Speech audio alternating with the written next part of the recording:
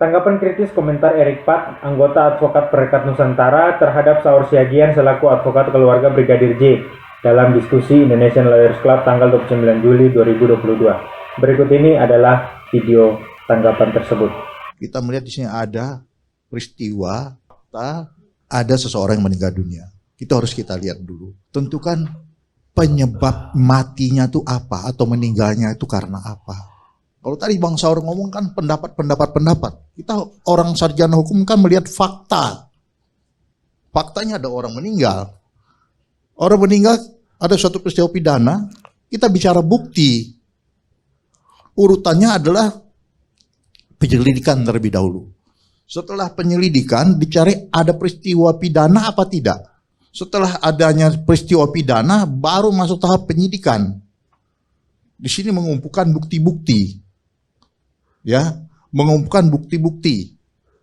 Di sini juga SPDP biasanya kepada kejaksaan. Runut dulu ya. Pasal 184 KUHP bicara tentang alat bukti. Salah satunya tadi kita bicara adalah otopsi. Otopsi pertama awalnya sudah dilakukan. Kita harus percaya bahwa yang melakukan ini pakarnya. Kita bukan pakar, bukan ahlinya dibilang itu. Forensik bukan bagian kita. Kami juga tidak mau mengomentari tentang itu. Karena bukan bagian kami hanya pengacara, itu bukan bagian kami. Nah, kita juga bersyukur kalau sudah dilakukan otopsi kedua. Tapi kami melihat ilmunya sama. Proses melakukan otopsi pasti sama juga. Tidak akan berbeda. Karena itu menurut saya melihat hasilnya tidak akan jauh berbeda. Itu dulu sebagai alat bukti. Nah tadi Bang Saur bicara tentang ada pelecehan dan segala macam itu. Itu kan biarlah penyidik yang melakukan. Jangan kita mengomentari sehingga menjadi bola liar ke sana kemari. Iya kan? Biarlah penyidik yang melakukan. Percayakan kepada penyidik, percayakan kepada Polri. Itu tugas mereka. Memberi masukan boleh. Coba waktu itu dikatakan apa? Pembunuhan berencana, terjadi penyiksaan dari Magelang sampai Jakarta. Kenyataannya kan tidak. Dari berita-berita yang kita baca. Iya kan? Bukan itu peristiwanya. Nah ini kan sudah terjadi penghakiman. Penghakiman adanya peristiwa pidana yang begitu bengis dan kejam. Pembunuhan berencana berarti ada sekelompok orang dengan sengaja duduk dengan penuh kesadaran, dengan penuh keinsafan dan mengetahui akibatnya. Ini kan luar biasa. Sehingga masyarakat yang tidak mengerti hukum akan termakan. Ini artinya apa? Menjadi fitnah, menjadi peristiwa hukum lagi. Karena saya kira Saudara tadi bicara juga tentang pelecehan segala macam. Ya itu harus dibuktikan semua. Saudara tadi juga mengatakan, tidak mungkin bawahan kepada atasan. Kita bicara fakta saja nanti. Itu kan pendapat saudara. Tidak mungkin terjadi bawahan sama atasan. Buktinya apa? Kita jangan selalu kemudian dengan berani, maka tidak mungkin bawahan berani dengan atasan. Jangan bicara dulu, nanti setelah selesai dilakukan penyidikan. Benar apa tidak? Iya kan? Ini juga suatu bukan fakta juga. Faktanya nanti memang dilaporkan ada pelecehan. Itu kan masih berjalan prosesnya. Masih berjalan. Tunggu dulu selesai. kalau begitu berikan pendapat Anda tidak menghakimi pendapat saya. Saya tidak menghakimi, kita berbeda pendapat di sini boleh. Wajar dong saya bilang, saya dorong dengan argumen saya bilang. Bukan Anda menilai pendapat saya. Bukan. Saya berikan pernyataan Anda tentang sesuatu. Saya pendapat. Ya kan memang semua kita mendorong. Pendapat salah satunya adalah kenapa? Ya kan otopsi. Saya juga mendorong otopsi supaya cepat terbuka. Karena saya bilang ini sudah beredar berita yang macam-macam kan. Salah satunya, mungkin bukan saudara ya, saya bilang ini yang pembunuhan berencana dan penyiksaan, bayangin. Juga itu kan sudah menjadi makanan publik, sehingga publik melihat ada sesuatu yang tidak benar di sini. Nah kenyataannya kan tidak. Maaf saja, saya juga bicara akhirnya, waktu itu kan juga dari Tampak pergi ke Menko Polhukam. Meminta supaya masalah pelecehan, meminta kepada Kapolri SP3 dikeluarkan. Apa pula hubungannya gitu kan? Itu terlalu jauh juga gitu. Terlalu jauh. Menko Polhukam Pak Mahfud disuruh pemerintah mengeluarkan SP3. Itu tampak yang meminta. Itu juga menyimpang dari KUHP. Saya sampai bercanda dengan teman-teman. Oh, rupanya ada KUHP baru ya, saya bilang, yang mengatur tentang ini. Iya kan? Pembahasan baru bisa menyudutkan apa? Menko Polhukam dengan Kapolri. Jangan ke sana. Tapi kembali lagi ke pokok permasalahan tadi, masalah pelecehan, dia bilang. Menurut kami biarkanlah penyidik melakukan itu. Apapun hasilnya kita akan terima. Saya sampaikan, memang bola liar sudah banyak kemana-mana. Mungkin bukan saudara yang menyampaikan ya, tapi sudah bola liar kemana-mana gitu. Contohnya otopsi kan. Otopsi dilakukan ada permintaan-permintaan dari pihak lain. Yang mengatakan kami punya fotonya. Ini bukti baru. Di lehernya ada apa? Seperti diikat. Ada sayatan. Ini bukti baru. Kita kan bukan bidang kita juga itu. Ini akhirnya bola liar. Seolah-olah sudah menyudutkan, maaf saja, yang melakukan otopsi itu diragukan keilmuannya, diragukan apa yang dilakukan. Kita tidak mengerti. Bisa saja misalnya di sini bekas ada luka apa, kita juga nggak tahu karena benda tumpul, sehingga perlu disayat gitu. Kita juga nggak ngerti kan? Kita nggak tahu itu semuanya. Jadi kembali kita bicara hukum, bicara fakta dan bicara bukti itu saja. Dan sekarang sedang ditangani oleh siapa? Biarlah mereka bekerja dengan baik. Kita harus percaya kepada yang bertugas. Nah, kalau kita nggak percaya kepada yang bertugas, bagaimana? Jangan nanti sampai juga hasil otopsi, misalnya ya, ternyata tidak jauh berbeda dengan pertama. Kita harus legowo. Jangan juga ngamuk gitu kan. Nggak boleh lagi. Karena ini sudah transparan, dilakukan betul-betul secara profesional. Kapolri pun membuka diri sebetulnya di sini. Sehingga terjadi nanti gambaran yang benar menurut pengetahuan para ahli di bidangnya.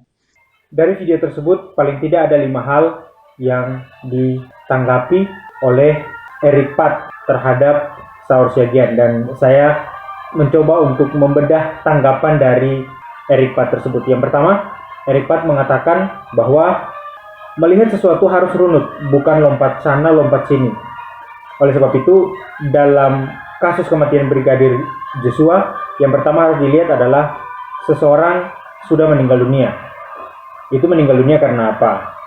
Sehingga sebagai seorang sarjana hukum harus melihat fakta dan bukti, bukan pendapat seperti yang disampaikan oleh Saur Siagian. Itu pendapat dari Erik Pat. Pertanyaan saya adalah, apa yang dimaksud dengan melihat sesuatu secara runut? Kalau yang dimaksud melihat suatu penanganan peristiwa atau fakta secara runut, maka yang harus dilakukan oleh kepolisian pada tanggal 8 Juli 2022 adalah langsung melakukan olah TKP, memasang polis lain, melapor ketua RT, menyita barang bukti CCTV, HP Brigadir J, Baradae, Ibu Putri, Irjen Sambo, dan orang-orang yang ada di TKP. Kemudian menginformasikan langsung ke publik. Apakah semua itu dilakukan? Kenyataannya tidak. Bahkan polisi sendiri baru memberikan pernyataan publik pada hari Senin 11 Juli. Ada selang 3 hari. Itu pun pernyataan mereka berubah-ubah. Padahal mereka sudah mengetahui dan lihat langsung di TKP pada tanggal 8 Juli tersebut. Bukankah ini tidak runut? Bukankah ini telah terjadi penanganan yang lompat sana lompat sini? Banyak sumber berita yang memberitahukan hal itu. Masa seorang Erik Pat tidak mengetahuinya? Jangan-jangan Erik Pat kehabisan kuota untuk bisa melihat update informasi di YouTube. Kemudian dengan melihat adanya fakta yang tidak runut seperti itu, ya wajar dong rakyat berkomentar, apalagi advokat dari keluarga Brigadir Joshua sendiri. Sebagai seorang sarjana hukum atau sebagai seorang advokat, ketika mengetahui telah terjadi peristiwa pembunuhan, otomatis dia akan melakukan penalaran hukum. Advokat pasti akan melakukan penalaran hukum terhadap peristiwa pembunuhan tersebut. Itu wajar dilakukan diajar dalam berbagai ilmu hukum dimanapun, bahwa advokat itu harus melakukan penalaran hukum. Hanya advokat dungu saja yang tidak melakukan penalaran. Penalaran itu tentu akan disampaikan dengan kata-kata dan kalimat yang bisa juga disampaikan ke publik dengan didahului oleh kata dugaan. karena kepastian itu hanya bisa terjadi setelah ada putusan pengadilan yang berkekuatan hukum tetap. Dan para advokat keluarga Brigadir J sudah melakukan itu. Mereka selalu memulai dengan kata dugaan. Sehingga adalah keliru ketika Erik Pad melarang Saur Siagian atau melarang publik untuk mengomentari peristiwa pembunuhan. Ya, kecuali Erik Pad tidak pernah belajar penalaran hukum. Erik Pad bilang bahwa dasar komentar advokat adalah fakta dan bukti. Tidak seperti komentar Saur Siagian yang hanya berisi pendapat. Padahal pernyataan Saur itu berdasarkan fakta kematian Brigadir Joshua, berdasarkan keterangan dan foto dari keluarga Brigadir Joshua, bahwa ada banyak kejanggalan yang tidak dijelaskan oleh polisi sebelumnya. Kalau Erik mau konsisten dengan bukti, harusnya dia mengkritik polisi atas CCTV yang dikatakan mati atau rusak, tetapi beberapa hari kemudian mengatakan bahwa dekoder CCTV ditemukan. Sebagai seorang sarjana hukum seperti Erik, masa tidak bisa mengomentari hal ini? Padahal ini kan merupakan bukti yang sangat penting.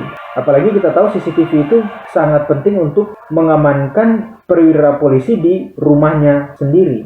Kemudian, yang kedua, Erik Pad berkomentar bahwa biarkan penyelidikan ini dilakukan terlebih dahulu, supaya dalam proses penyelidikan itu akan ditemukan bukti pidana ada atau tidak, lalu dilanjutkan dengan penyidikan. Jadi akan ada pengumpulan bukti-bukti sebagaimana disebutkan dalam pasal 184 Kitab Undang-Undang Hukum Acara Pidana tentang alat bukti. Nah, tanggapan saya bahwa kita perlu mengetahui bahwa penyelidikan itu kan yang terjadi dalam kasus Brigadir Joshua ini tidak berjalan sebagaimana mestinya. Misalnya, memasang garis polisi yang lazim dilakukan untuk membantu polisi menemukan dan mengamankan barang bukti. Lah, kalau pembunuhan tanggal 8 Juli dan berhari-hari TKP tidak dipasang garis polisi, berarti kan ada kesengajaan atau kelalaian polisi untuk menghilangkan atau membiarkan barang bukti itu hilang. Erik Pad sebagai advokat senior harusnya paham bahwa menghilangkan barang bukti itu merupakan kejahatan sebagaimana disebutkan dalam pasal 221 ayat 1 angka 2 KUHP. Kalau Erik Pad mau konsisten dengan ilmu hukum yang dia pelajari, harusnya dia mendorong polisi menangkap siapa pelaku yang sengaja menghilangkan atau menyembunyikan barang bukti dekoder CCTV tersebut. Karena polisi mengatakan baru menemukan beberapa hari pasca peristiwa baku tembak. Yang disebutkan menemukan ini kan berarti sebelumnya sedang hilang atau disembunyikan. Lalu kemudian Erik menentang pendapat Saur karena dianggap tidak sesuai dengan pasal 184 KUHP tentang alat bukti. Padahal komentar Saur Siagian itu salah satunya berdasarkan keterangan saksi, dalam hal ini adalah keluarga korban, dan juga alat bukti petunjuk yang jelas-jelas disebutkan dalam pasal 184 maupun pasal 188 Kitab Undang-Undang Hukum Acara Pidana. Nah, jangan-jangan Erik Pad tidak baca lagi pasal tersebut. Lalu Erik mengatakan bahwa kita harus percaya pada ahli forensik karena mereka merupakan ahli. Tetapi mengapa alat bukti otopsi itu tidak ditunjukkan ke publik? Pakar hukum sekelas Mahfud MD yang sekarang adalah Menko Polhukam saja bilang bahwa hasil otopsi Brigadir J itu bisa dibuka ke publik. Pada bagian ini, advokat Erik tidak konsisten karena tidak berani mengkritik ahli forensik atau penyidik dalam mempublis hal tersebut untuk meminimalisir spekulasi di.